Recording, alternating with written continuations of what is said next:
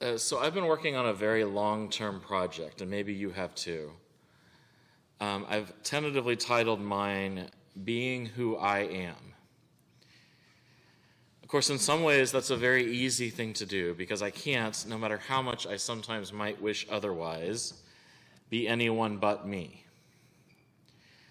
But of course, it's also very hard, because I think that being yourself is one of the hardest things any of us can do. I'm not the first person to have this revelation. In fact, there's a very, very old tale of a Hasidic rabbi named Zusya. Maybe you've heard this. Zusya was a timid man. He often kept more about him to himself than he revealed to others. And yet he was a rabbi, and one day he stood before his congregation and he said, "When I die and have to present myself before the celestial tribunal, they will not ask me, 'Zusya, why were you not Moses?' Because I would say Moses was a prophet, and I'm not. They will not say, 'Zusya, why were you not Jeremiah?' For I would say Jeremiah was a writer, and I'm not a writer. And they will not say, 'Why were you not Rabbi Akiva?' For I would tell them, Rabbi Akiva was a great teacher, a great scholar, and I'm not that. But then they will say, 'Zusya, why were you not Zusya?' And to this I will have no answer." And so the danger is in living a life in which we are not ourselves. And this occurred to me in Pride Month, because if there ever were a time for each of us to be ourselves, it's this month. And every month after this too, by the way. A month to shrug off, as the case may be, or fight off, as it too often is, the expectations and the oppressions, the shackles that hold us down, the things the world heaps upon us. But it's really dang hard to do that.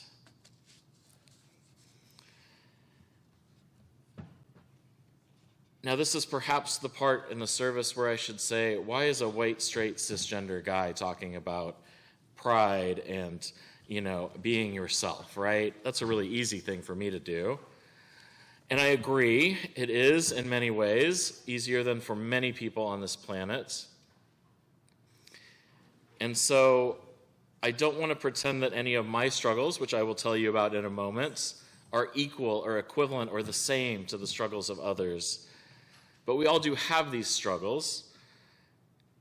And I think it's important for people who have the privilege I do to talk about them and to talk about a world in which we do better than we do today, a world in which we do better than we did once upon a time.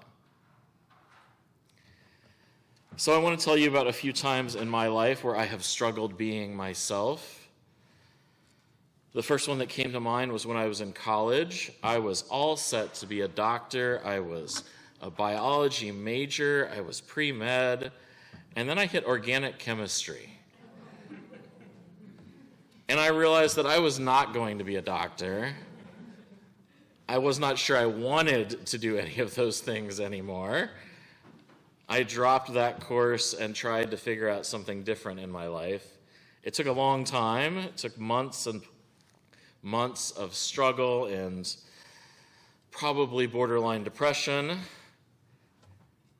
And the thing that brought me out of those was the support of friends. I found new places to be. I became a staff writer on the school newspaper at the University of Houston, which was an amazing experience. And a dear, dear friend of mine, for my birthday that year, gave me the book, Oh, the Places You'll Go, by Dr. Seuss, which is a wonderful book, if you're not familiar with it. I think a lot of people think of it as a book for children, but I don't. I think of it as a book for anyone. And so I did better. I was more myself.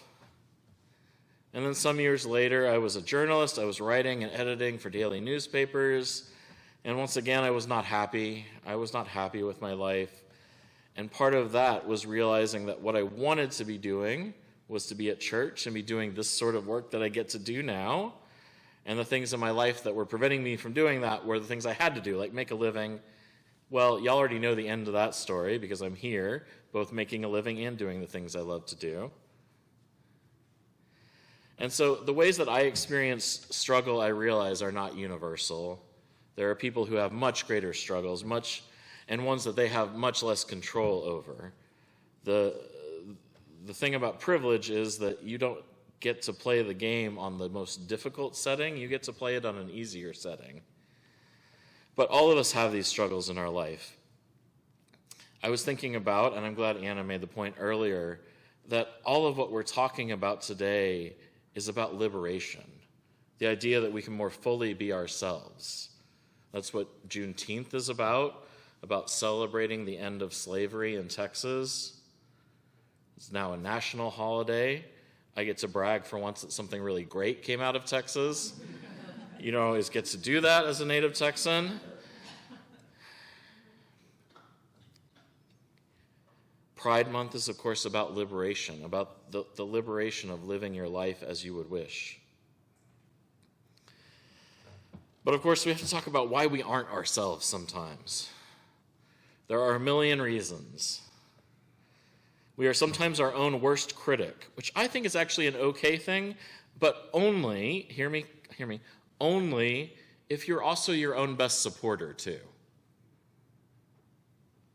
We're surrounded by messages from others, too, not just ourselves, about who we should be.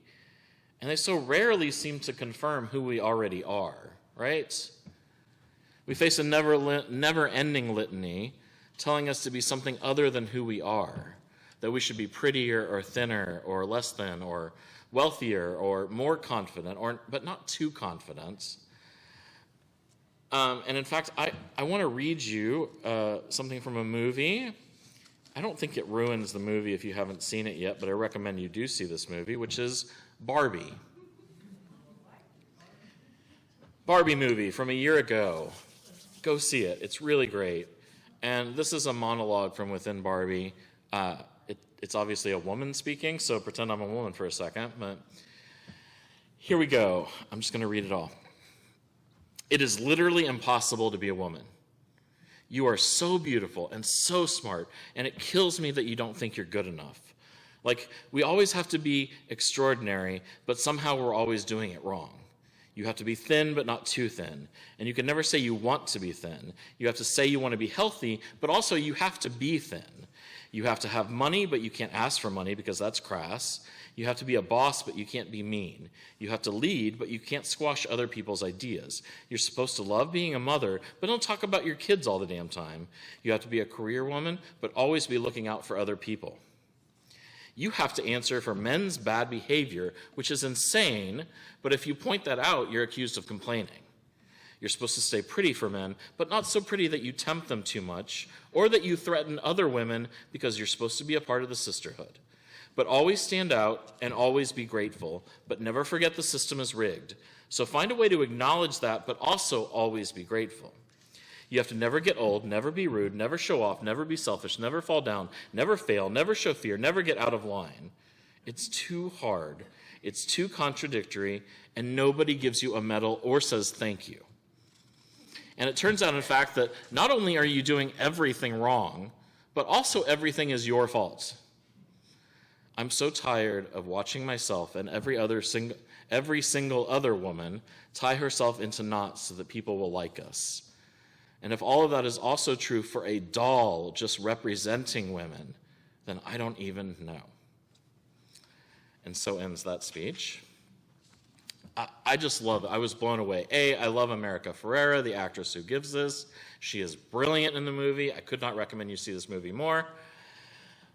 The director, Greta Gerwig, grew up in a Unitarian church in Sacramento, California, and I think it shows. Enough about Barbie, though, for a second, because I think we could write a version of this speech for every single one of us. We all have ridiculous expectations upon us, even if they're different from these. We all have things that we literally cannot do because we have to do two things that are opposites. So I don't want to stand here and insult anyone by saying that I know what it's like to be a woman, because I don't, or to be queer, or to be trans, or black, or any of 1,000 other identities, because I don't. I only know what it's like to be me. But what I will tell you is that I know what it means to love people with all of those identities. I know what it means to want what's best for them. And I know what it means to want a world where they can be their fullest and truest and best selves unapologetically all the time. And that's what we should all want. I think what we do all want. For us and for all those around us to be our fullest, truest, best selves, and not to have to live in fear about that. So in this month, I wish you may find support. Support from yourself, from others, maybe from a pride parade too, from wherever you can, so that you can most fully be yourself and support others in doing that too. Amen.